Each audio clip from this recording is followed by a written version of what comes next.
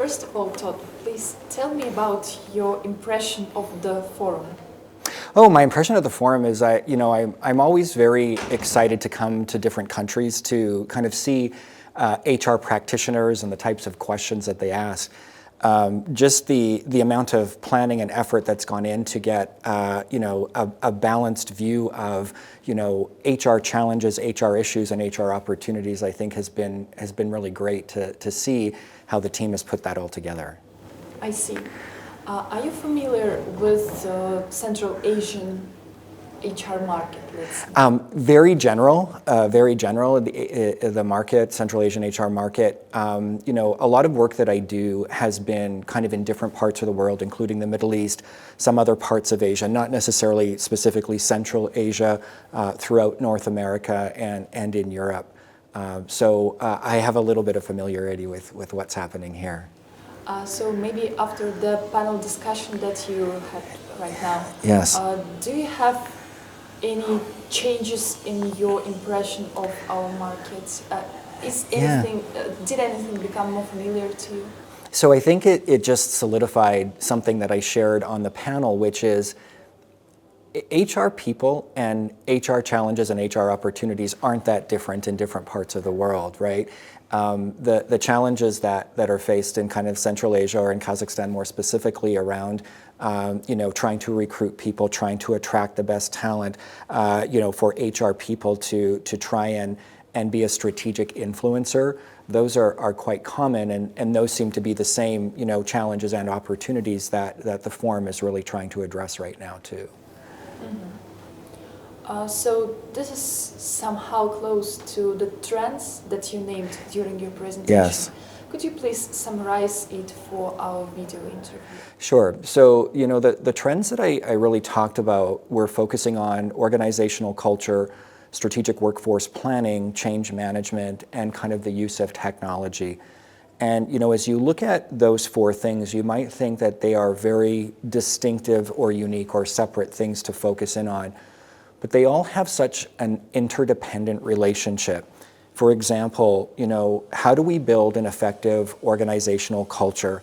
Well, we need to leverage data to understand what's happening in the organization today to really build a culture going forward.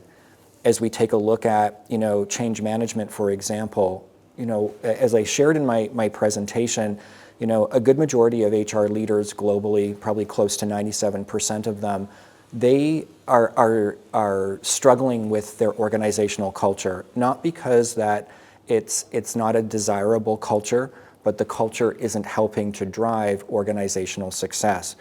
So there may need to be some changes associated with that. So there's a change management component related to that. In addition to that, when we start to think about kind of building the culture for the future, that's closely aligned to building the organization for the future. And that's where things like strategic workforce planning come in.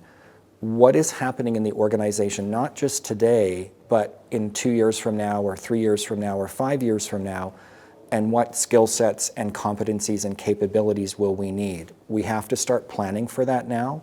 We have to start developing that now. And then there's probably going to be some necessary changes because those are the skill sets that we'll need going forward. Mm-hmm. I see. And speaking about the nearest future, mm-hmm. do you have a forecast for 2025 or maybe 2030? Which trends will be advancing in comparison with 2024, for example? Yeah, and so the trends that I identified were kind of trending between 2024 and 2025, and some of them, have even been around, in the latter part of 2022 and 2023. I still think that there's going to be a focus on technology, because I think technology continues to evolve. Even in the last panel discussion that I was just part of, technology is as good as it is right now because there's been limited focus to develop the technology. And what do I mean by that? When we look at things like artificial intelligence, we have to teach the artificial intelligence tool how to be intelligent so it can help us make choices and decisions. Right now, we're not really there as HR professionals, and I would even say beyond the HR profession. So once we get better at teaching artificial intelligence to be intelligent, then there will be a next hurdle or challenge that as HR professionals we'll need to adapt and address and overcome and incorporate into HR practice. You know, the question that was coming up in the discussion, the panel discussion, and partly in my presentation is, you know, will HR ever be redundant? And the answer is no. We're not going to be redundant unless we allow ourselves to be redundant. And the more that we stay on top of trends and the more that we kind of are proactive in helping an organization understand and adapt to trends, be it the ones I talked about today or any that may come in the future, that's a key critical role that we play.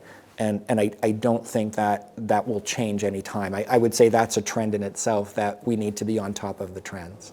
I see. Yes. So if I understood correctly, you say that HR is one of the spheres that will never disappear. Because, for example, taxi drivers or any other occupation, they are forecasted to disappear in the nearest future. Sure.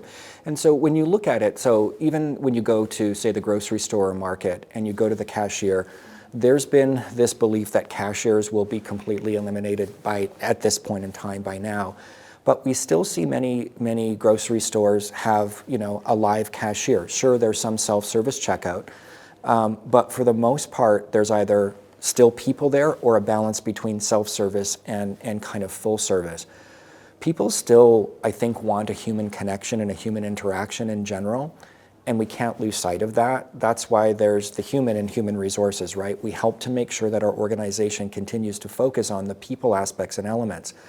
But we also have to balance that with technological and other advances that we see, and we have to continue to stay attuned to those to help our organizations, you know, move ahead. When we really think about it, you know, many times, you know, maybe contrary to some beliefs in organizations, HR plays what I like to call organizational glue. We're really that behind-the-scenes intermediary that helps to make sure all the departments are working together, because the commonality across the entire organization is people, and the success of the people drives the success of the organization, and we play such a critical role for that. Yeah. And what will be your personal advice in order not to forget that HR is about human relations, and technologies appear and we tend to use them very frequently, but how not to forget that HR is about people? Yeah, you know, it just requires conscious effort for us to do that. You know, even, you know, as myself, I get to go all around the world and I get to engage with people and interact with people. And really listening to people's stories just reminds me, you know, how human people are and the challenges that we all face. That allows me to kind of be humble and remind myself kind of all the important work that I do from an HR perspective is really about the people aspect of the organization. Now, don't get me wrong, that doesn't mean that, you know, we can't make difficult choices, or I can't advise when, you know, we have to make difficult choices about continued employment or all those kind of things. Those are necessary choices that a business has to make, but we have to make sure that we're not losing sight of the human interaction and the human component of an organization, and that's the subject matter expertise that we bring. Okay, and my last question will be, in your opinion, what will be #1 competence of HR in 2025? In 2025, the #1 competence. So I think there's probably maybe I can add 2. Is that okay if I add 2? All right. So I think that we have this competence to continue to grow our business acumen. And by business acumen, like, do we understand not only what are some of the important things that are happening in our organization, but truly, you know, why do we have the goals and objectives that we have? How did we set the strategy? Are we meeting and achieving those goals and objectives? Are we not meeting them? But also answering the question, why? And then as part of that business acumen component, you know, what are the people implications or the people aspects that are helping to drive those business outcomes? Can we make that connection? And why are those the specific people issues or people aspects? And that's kind of what I'll call business acumen. I would say secondly, from a competency perspective, it's really taking a look at kind of the future and understanding, how we can leverage technology. As I talk to many people again around the world, there's always this hesitancy to say, I can't embrace technology because we will lose focus of the human interaction. And I think we can do both. I think we can embrace technology. I think we can focus on human aspects.